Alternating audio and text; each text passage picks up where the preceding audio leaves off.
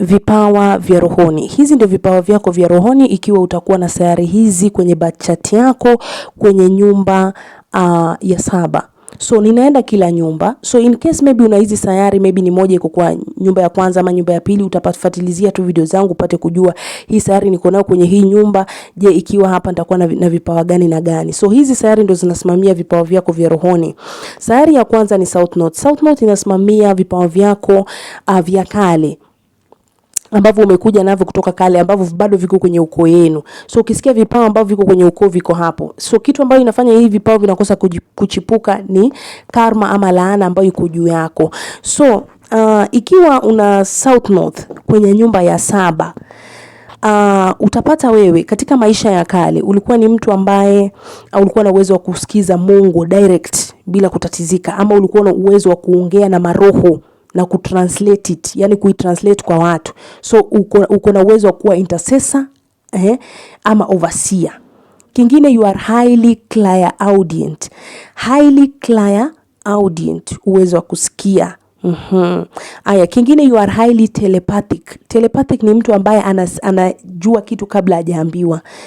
Kenye mtu ananyamazia ama anafunga, unapata huyu mtu anajua vizuri sana. Kingine, una uwezo wa kuponya watu kupitia natural remedies, vitu kama herbs, hizi tools, vitu kama hizo. Kingine, una uwezo wa kuwa mediator ama negotiator, ambayo bado ni intercessor. Kingine, una uwezo wa kuwa counselor ama therapist kwa urahisi sana, because ni mtu ambaye unapenda kuleta amani kwa watu.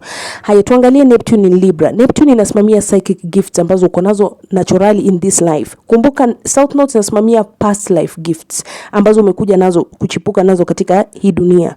Neptune inasimamia psychic gifts. So psychic gifts ambazo wewe uko nazo, you are an artistic medium. Una channel energy yako kupitia artistic forms kama music, kama painting. Unapata mtu anaanzisha muziki, akianza kuimba watu wanachipuka, vitu kama hizo. Pia you are a prophet. Unaweza kuwa prophet kwa urahisi sana, ama unaweza pata hizo prophetic dreams kwa urahisi sana. Ukapata ujumbe kutoka kwenye kwenye ndoto, alafu pia ukainterpret ndoto kwa urahisi sana ikiwa Neptune iko kwenye Libra. Kingine, pia you are highly clairvoyant. Clairvoyant ni mtu ambaye ana uwezo wa kuona rohoni. Clairaudient ni mtu ambaye ana uwezo wa kusikia rohoni. Pia ukiwa na Moon in Libra, Moon inasimamia uwezo wako wa kuponya watu. So ability yako ya kuponya watu ni kupitia kuleta amani katika mahusiano, ama kuleta amani katika environment yako ama mazingira yako. Wewe ni naturally mediator ama diplomat. Unaponya watu kwa kutengeneza urembo kwa surrounding yako na kuleta balance. Kumbuka Libra nasimamia ama mizani inasimamia kubalance vitu.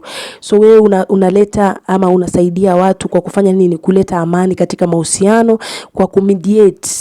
Umesikiza huyu amesema nini? Amesema nini? Okay, sasa tufanyaje? Leta amani, vitu kama hizo. So through words you heal people. Haya, tuangalie Jupiter in Libra. Ukiwa na Jupiter in Libra, talanta zako zina deal na mambo na amani, inadili na mambo pia na mapatano na watu, inadili na mambo na pia kuweka balance kwa watu, kuleta balance kwa watu, yani usawa, vitu kama hizo. Yani wewe ni mtu ambaye kwa kuleta kupata baraka zako, lazima ujifundishe kucooperate na watu, si kucompete na watu. Ujifunze cooperate na watu, kwa sababu naturally wewe ni diplomat na pia ni mediator.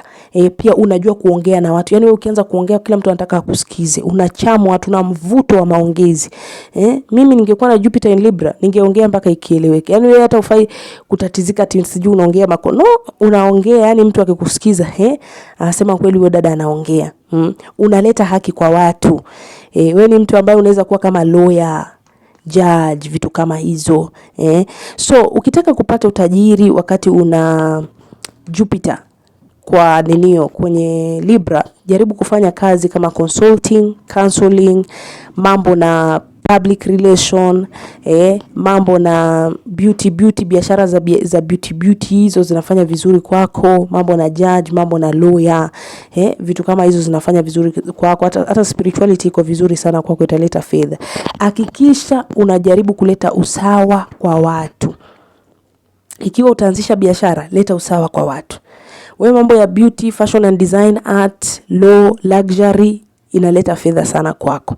Jaribu katika kazi yako kuleta usawa na haki. Ukikosea tu kudhulumu watu, mikosi ndio hiyo.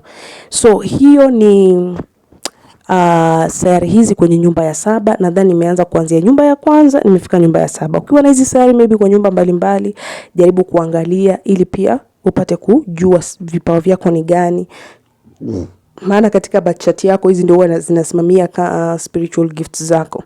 So jaribu kujua vipawa vyako ni gani, unafaa kufanya nini, vitu kama hizo. Na kama una maswali tena, nitafute. Namba yangu iko kwa bio pale. Ukiwa na maswali, dada nini, karibu sana.